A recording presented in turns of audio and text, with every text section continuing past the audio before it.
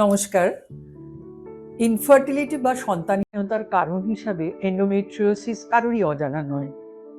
কিন্তু ২০২২ সালে ইন্টারন্যাশনালি কিছু নতুন কনসেনসাস এসছে, সেটা আপনারা জানেন কি?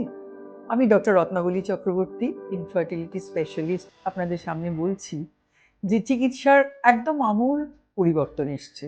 অর্থাৎ আগে বলা হতো যে সার্জারি করে এন্ডোমেট্রিওস্টিক চকলেট সিস্ট যেগুলো এগুলোকে রিমুভ করো, তারপর বাচ্চার জন্য চেষ্টা করো। এখন বলা হয় একদম নয়। যখনই সার্জারি করতে যাবে বেশ কিছু ওভারি থেকে এগ নষ্ট হয়ে যাবে। সুতরাং আগে এগ সংগ্রহ করে ফার্টিলাইজ করে রেখে দাও, তারপরে যদি ব্যথা থাকে কষ্ট থাকে তাহলে সিস্টের অপারেশন করো। আগে ছিল ধারাবাহিকভাবে অনেক দিন ধরে কিছু কিছু হরমোনস আমরা দিয়ে যেতাম যাতে করে সিস্টগুলো আর না বাড়ে। এখন বলা হয় ইনফার্টিলিটিতে এত সময় নষ্ট করার সময় নেই। সুতরাং এন্ডোমেট্রিওসিস থাকলে সময় নষ্ট না করে আইভিএফ ক্লিনিকে যাওয়া উচিত। শুধুমাত্র ওষুধে বা সার্জারিতে এখানে চিকিৎসা হবে না।